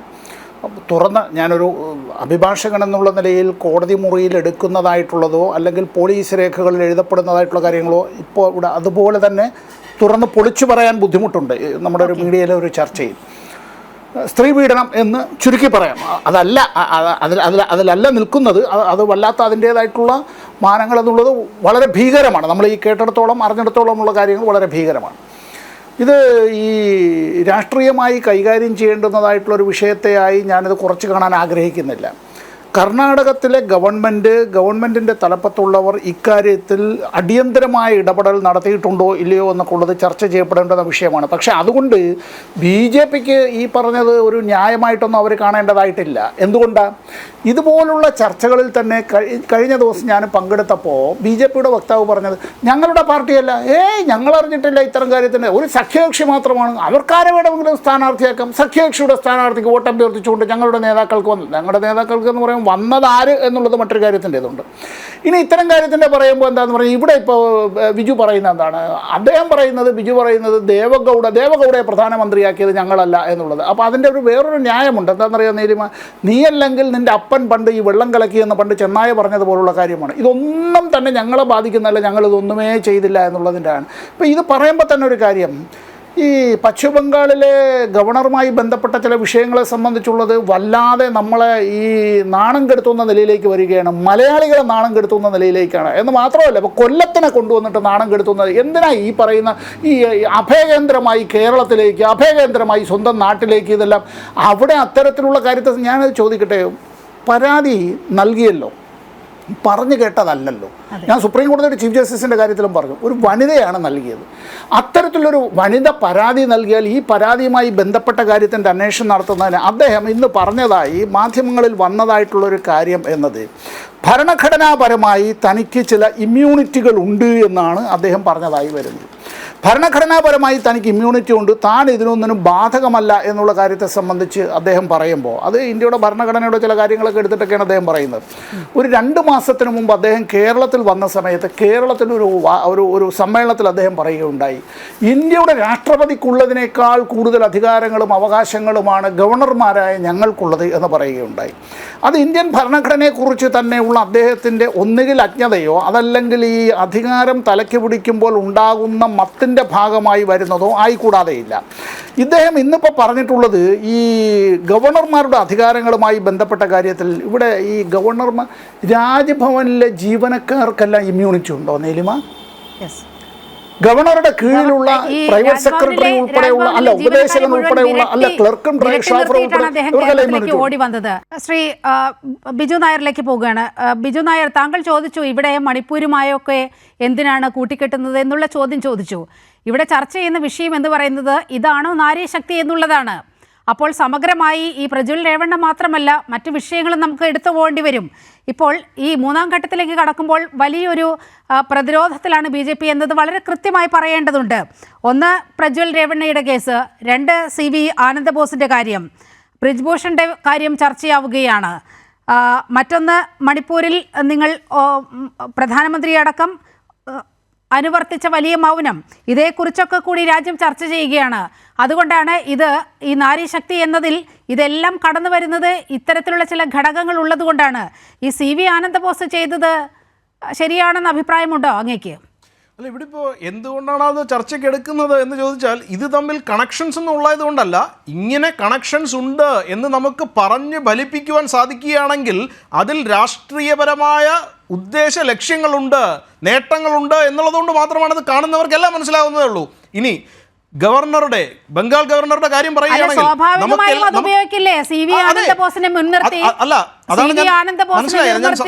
അവിടെ TMC സർക്കാരിനെതിരെ എന്തെല്ലാം അവിടെ നടത്തിയിട്ടുണ്ട്. ഞാൻ മോദിയുടെ പ്രതിപുരുഷനാണ്, അത്തരത്തിൽ പ്രസ്താവനയടക്കം നടത്തിക്കൊണ്ട് CV ആനന്ദബോസ് കേന്ദ്രത്തിന്റെ കളിയല്ലേ അവിടെ നടത്തിയത്. സ്വാഭാവികമായും ഇത്തരത്തിൽ ഒരു പരാതി വരുമ്പോൾ അത് രാഷ്ട്രീയമായി ഉപയോഗിക്കപ്പെടുക തന്നെ ചെയ്യും. അത് രാഷ്ട്രീയപരമായി ഉപയോഗിക്കപ്പെടുന്നുണ്ടോ ഇല്ലയോ എന്നുള്ളതല്ല, നമ്മളിവിടെ രാഷ്ട്രീയത്തിലേക്ക് എത്തിച്ചെല്ലുവാനായി ഈ ഒരു പെർസ്പെക്റ്റീവാണ് യൂസ് ചെയ്യുന്നത്. ആ ഒരു വീക്ഷണകോൺ യൂസ് ചെയ്യേണ്ട ആവശ്യമുണ്ടോ എന്നുള്ളതാണ്. അത് ശരിയാണോ? ജനങ്ങൾ അത് അതിൻ്റെതായ രീതിയിൽ വിലയിരുത്തുന്നു. അപ്പൊ അവിടെയാണ് അത് ഞാൻ പറഞ്ഞു വരികയാണ്. ഞാൻ പറയുന്നത് നടക്കുമ്പോൾ എന്തിനാണ് കേരളത്തിൽ വന്ന് അഭയം തേടുന്നത്, എന്നെ നിങ്ങൾക്കൊന്നും ചെയ്യാൻ കഴിയില്ല എന്നൊക്കെ പരസ്യമായി വെല്ലുവിളിക്കുന്ന ഒരു അവസ്ഥ എന്തുകൊണ്ടുണ്ടാവുന്നു? ആ കുറ്റം അദ്ദേഹം ചെയ്തിട്ടില്ലെങ്കിൽ തെളിയിക്കട്ടെ. രാജ്ഭവനിലെ CCTV ദൃശ്യങ്ങളടക്കം പരിശോധിക്കാൻ പോലീസ് അനുവദിച്ചില്ലല്ലോ. അപ്പോൾ പേടിയുള്ളത് കൊണ്ടല്ലേ, കുറ്റം ചെയ്തു എന്നുള്ള പേടിയുള്ളത് കൊണ്ടല്ലേ നേരെ ഇപ്പോൾ കേരളത്തിലേക്ക് വന്നിരിക്കുന്നത്. ഇവിടെ ഇപ്പോൾ ഈ രാഷ്ട്രീയ പ്രതിയോഗികളെ നേരിടാൻ അല്ലെങ്കിൽ അവരെ വളഞ്ഞിട്ടാക്രമിക്കാൻ, ഒറ്റപ്പെടുത്താൻ ഉപയോഗിക്കുന്ന രണ്ട് നിയമങ്ങൾ, അതൊന്നാണ് ഈ സ്ത്രീ പീഡനം എന്നുള്ള ഒരു നിയമം. രണ്ടാമത്തെ നമുക്കറിയാം പട്ടികജാതി പട്ടികവർഗ ആ രീതിയിലുള്ള പീഡനം എന്നുള്ളത്. ഇത് രണ്ടും ഒരുപാട് ദുരുപയോഗം ചെയ്യപ്പെടുന്നുണ്ട് എന്ന് നമ്മൾ മനസ്സിലാക്കണം. ഒരാളൊരു പരാതി എഴുതി കൊടുത്താൽ ഉടനെ തന്നെ അയാളെ ഒരു കുറ്റക്കാരനാക്കി ചിത്രീകരിച്ചുകൊണ്ട് നമുക്ക് സംസാരിക്കാം. അവർ നിഷ്കളങ്കരാണോ അല്ലയോ എന്നുള്ളത് എന്നുള്ളത് ഇന്ന് എനിക്കും വേറൊരാൾക്കും ഇവിടെ പറയാൻ സാധിക്കില്ല എന്നുള്ളതാണ് ഞാൻ ഇവിടെ പറഞ്ഞു വെക്കുന്നത്. BJPയുടെ വാദം അതാണ്. ശ്രീ M ജയചന്ദ്രൻ, ഇപ്പോൾ നോക്കൂ, ഇതിലൊന്നും മറുപടിയില്ല, കേന്ദ്രത്തിനും മറുപടിയില്ല. ഇന്ന് ഈ കേന്ദ്രമന്ത്രിസഭയിലെ ഒരു സ്ത്രീ പ്രാതിനിധ്യത്തിൻ്റെ മുഖമാണല്ലോ നിർമ്മലാ സീതാരാമൻ. നിർമ്മലാ സീതാരാമനോട് ദേശീയ മാധ്യമ പ്രവർത്തകർ ചോദിക്കുകയുണ്ടായി, പ്രജ്വൽ രേവണ്ണയുടെ കേസ് എന്താണ്, അതുപോലെ ഈ ബ്രിജ്ഭൂഷൻ്റെ കേസ് എന്താണ്, ഇതെല്ലാം പറയുന്നത്. അത് കൃത്യമായ ഒരു മറുപടിയും അവർ പറയുന്നില്ല. അതിനെ പൂർണ്ണമായി ന്യായീകരിക്കുന്ന രീതിയിലാണ് നിർമ്മലാ സീതാരാമൻ്റെ പ്രതികരണം പുറത്തു വരുന്നത്. അവർ കുറ്റാരോപിതർ മാത്രമല്ലേ, കുറ്റക്കാരല്ലല്ലോ എന്നാണ് നിർമ്മലാ സീതാരാമൻ ചോദിക്കുന്നത്.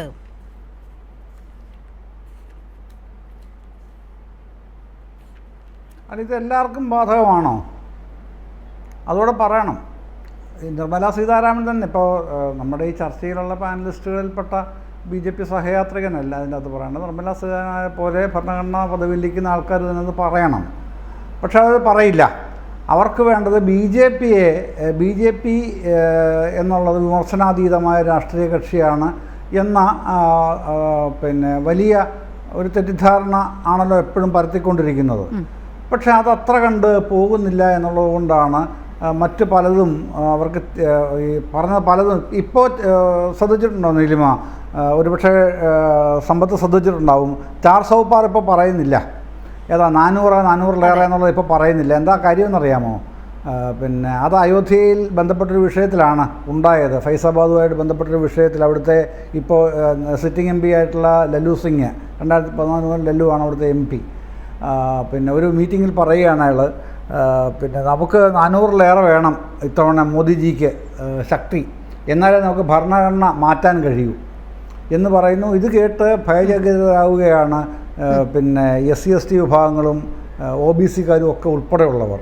അവർ ആ നിലയിലേക്ക് തന്നെ അവിടെ പ്രതികരിക്കുന്നു. ഇപ്പോൾ ജനുവരി 22-ന് പ്രാണപ്രതിഷ്ഠ നടന്നപ്പോൾ 2 ലക്ഷം പേരാണ് തുടർന്നുള്ള ദിവസങ്ങളിലൊക്കെ അവിടെ വന്നതെങ്കിൽ ഇപ്പോൾ റിപ്പോർട്ടുകൾ പറയുന്നത് 20,000 പേര് കഷ്ടിച്ചേ വരുന്നുള്ളൂ അയോധ്യയിൽ. ആ നിലയിലേക്ക് മാറിക്കഴിഞ്ഞു. അപ്പോൾ അതുകൊണ്ടാണ് അതിന് മുമ്പ് തന്നെ 10-15 ദിവസം മുമ്പാണല്ലോ രാജസ്ഥാനിൽ, 15 ദിവസമായിട്ടില്ല 10 ദിവസങ്ങളായിട്ടുള്ളൂ രാജസ്ഥാനിൽ പ്രസംഗിക്കുന്നത് മോദി, ഞങ്ങൾ ഭരണഘടന മാറ്റില്ല. അമിത്ഷായും അത് തന്നെ പറയുന്നു. ഇവിടുത്തെ പ്രശ്നമാണ്, ഫൈസാബാദിൽ ഉയർന്നു വന്ന പ്രശ്നമാണ് മറ്റ് സ്ഥലങ്ങളിലേക്കും വ്യാപിക്കുന്നത് പെട്ടെന്ന് ബോധ്യപ്പെട്ടുകൊണ്ട് ഇങ്ങനെ പറയുന്നത്. പക്ഷെ അതുകൊണ്ടൊന്നും ആൾക്കാരെ വിശ്വാസത്തിലെടുക്കാൻ കഴിയില്ല. അപ്പോഴാണ് അനുയായികൾ, ഏറ്റവും പ്രധാനപ്പെട്ട അനുയായിയാണ് ഈ പറഞ്ഞ ആനന്ദ ബോസ്, പ്രധാനപ്പെട്ട അനുയായി ഈ തരത്തിൽ വളയമില്ലാതെ ചാടുന്നതിൽ പ്രത്യേകം പരിശീലനം തെറ്റിച്ച ആളെ പോലാണ് ഇപ്പോൾ പെരുമാറുന്നത്. നല്ല ഉദ്യോഗസ്ഥനിൽ നിന്ന് പേര് കേൾപ്പിച്ച ആ ബ്യൂറോക്രാറ്റ് ഇപ്പോൾ ഏറ്റവും അധികം തിന്മയുടെ ഒരു അപ്പോസ്റ്റലായിട്ട് മാറിക്കഴിഞ്ഞു. ഓക്കെ, അതാണ് നടക്കുന്ന അനുഭവങ്ങൾ. ഈ അനുഭവങ്ങൾ ഒന്നാം ഘട്ടത്തിൽ മോദിക്ക് ഗ്യാരണ്ടി എന്ന് ചോദിച്ചുകൊണ്ട് വോട്ടർമാരെ സമീപിച്ചു. പക്ഷേ ഒന്നാം ഘട്ടം കഴിഞ്ഞപ്പോൾ മനസ്സിലായി ഈ 400 സീറ്റ് എന്നുള്ളതൊക്കെ ഒരു മരീചിക മാത്രമാണ് എന്നത് മനസ്സിലായി. അഡ്വക്കേറ്റ് സമ്പത്ത്, ഇപ്പോൾ നോക്കൂ, 2ാം ഘട്ടം മുതൽ ഇന്ന് ഇപ്പോൾ 3ാം ഘട്ടത്തിൽ എത്തി നിൽക്കുമ്പോൾ കടുത്ത വർഗീയത, പച്ചയ്ക്ക് വർഗീയത പറയുന്ന നരേന്ദ്രമോദിയെയാണ് നമ്മൾ കണ്ടത്. ഇപ്പോൾ ഏറ്റവും ഒടുവിൽ ഇതൊന്നും പച്ച പിടിക്കില്ല എന്ന് കണ്ടപ്പോൾ അയോധ്യയിൽ എത്തിയിരിക്കുകയാണ്. അയോധ്യയിൽ ഇപ്പോൾ അവിടെ റോഡ് ഷോ നടക്കുന്നു എന്നാണ് മനസ്സിലാക്കുന്നത്. അയോധ്യ ദർശനത്തിന് ശേഷം മോദിയുടെ റോഡ് ഷോ അയോധ്യയിൽ നടക്കുകയാണ്. അതായത് ഇവിടെ കൃത്യമായി വീണ്ടും അയോധ്യ വിഷയം ഈ 3ാം ഘട്ട തെരഞ്ഞെടുപ്പിൽ മുന്നോട്ട് വയ്ക്കുകയാണ് പ്രധാനമന്ത്രി നരേന്ദ്രമോദി.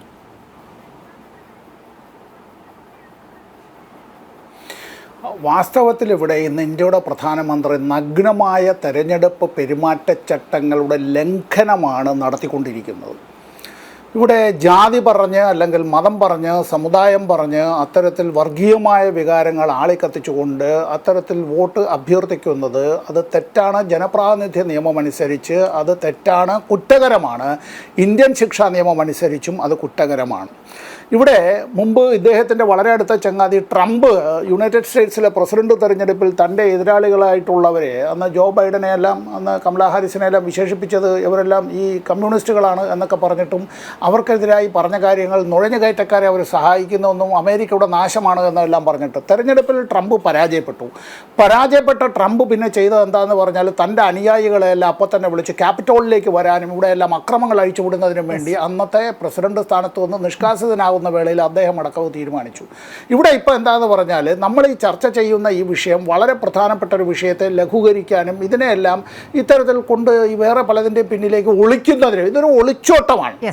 ഇപ്പോൾ അയോധ്യയിൽ കാണുന്നത് ഈ നാരീശക്തി വിഷയത്തിൽ വലിയ പ്രതിരോധം BJP നേരിടുകയാണ്.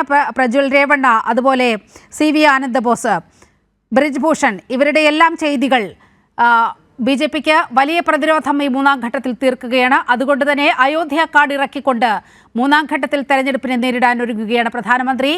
ഇപ്പോൾ റോഡ് ഷോയാണ് അവിടെ നടന്നുകൊണ്ടിരിക്കുന്നത്. ന്യൂസ് ആൻഡ് വ്യൂസ് ഈ 1 മണിക്കൂർ ഈ വിഷയമാണ് ചർച്ച ചെയ്തത്. ചർച്ചയിൽ പങ്കെടുത്ത എല്ലാ അതിഥികൾക്കും വളരെയധികം നന്ദി.